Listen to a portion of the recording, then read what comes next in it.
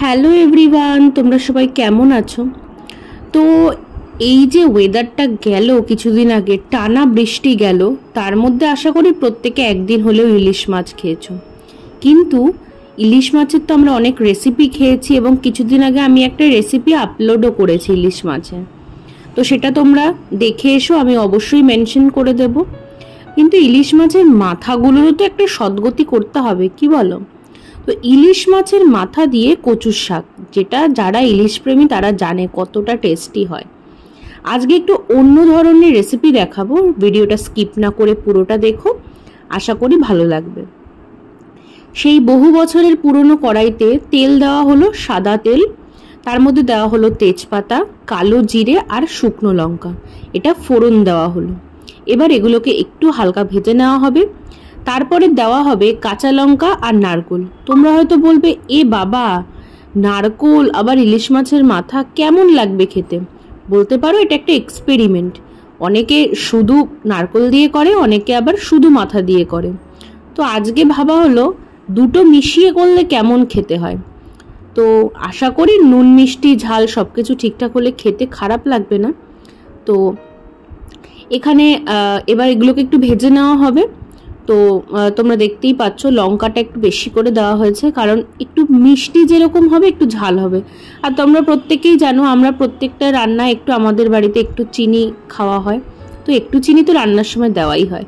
এরপর দেওয়া হবে গুঁড়ো মশলা, যেমন নুন, যেটা না হলে যত অমূল্য রান্নাই হোক সেটা আমরা স্বাদ পাই না, সেটা ইলিশ মাছ দাও বা যাই দাও। তো তারপর দেওয়া হবে হলুদ গুঁড়ো দিয়ে এবার ভালো করে রান্নাটাকে এবার এইগুলোকে ভেজে নেব, কারণ একটু ভাজা ভাজা হলে তারপরেই আমরা বয়েল করা কচুর শাক দেব। তবে বলে রাখি, কচুর শাকটা কিন্তু অনেকটাই ছিল যখন কাটা হয়, কিন্তু যখন সেদ্ধ করা হলো তখন হাফ গামলা হলো। হাফ গামলা ইন দ্য সেন্স অনেকটাই কম হয়ে গেছিলো। তো তার জন্য আমাদের মাছের মাথা, সত্যি কথা বলতে ওটা মাঝারি সাইজের ইলিশের থেকেও একটু ছোট ইলিশ ছিল, তো মাথা খুব বড় হয়নি, আমরা দু টুকরো করে একটা মাথাকে করতে পেরেছি। তো ওরকম করে এবার মাথাগুলো ভেজে রাখা হয়েছে নুন হলুদ দিয়ে, আগে যেভাবে আমরা মাছ ভেজে থাকি। তো এখানে বয়েল করা কচুর শাকটা দিয়ে দেওয়া হলো। এবার এটাকে একটু হতে দিতে হবে, মোটামুটি 5 মিনিট মতন হতে দিতে হবে। দেখতে পাবে তোমরা অনেকটাই জল বেরোবে। তার মধ্যে এবার ভেজে রাখা ইলিশ মাছগুলো, ইলিশ মাছের মাথাগুলো সবসময় একটু লম্বা করে কাটতে হয় কচুর শাকে দেওয়ার জন্য, এটা তো তোমরা সকলেই জানো। তো এবার মাথাটা দিয়ে কচুর শাকটাকে এবার তোমরা ঢেকে দাও 15 মিনিটের জন্য। এই ঢেকে দেওয়ার ফলে প্রচুর জল বেরোবে, আর এই জলটা বেরোনো অবধিও আমাদের অপেক্ষা করতে লাগবে এবং টানা অবধিও আমাদের অপেক্ষা করতে লাগবে। মনে করবে যত জলটা টানবে, যত শাকের পরিমাণটা আস্তে অল্প হয়ে আসবে, কম হয়ে আসবে, তত সেই শাকটা খেতে ভালো লাগবে, সেটা যে কোনো শাকই হোক।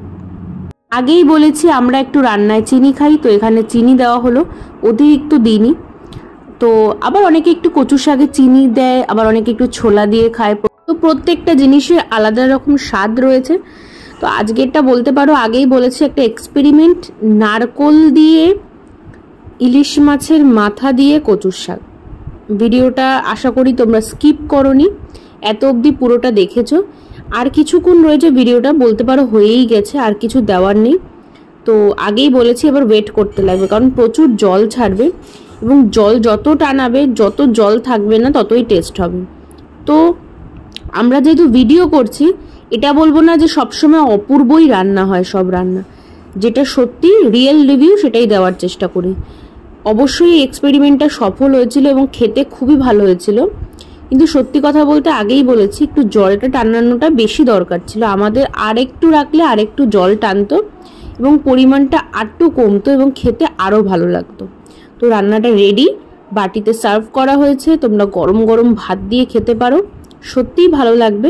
ভিডিওটা ভালো লাগলে একটা লাইক, কমেন্ট অ্যান্ড সাবস্ক্রাইব করে দিও এবং অতি অবশ্যই ইলিশ মাছের প্রেমীদের কাছে এই ভিডিওটা পৌঁছে দিও। বাই।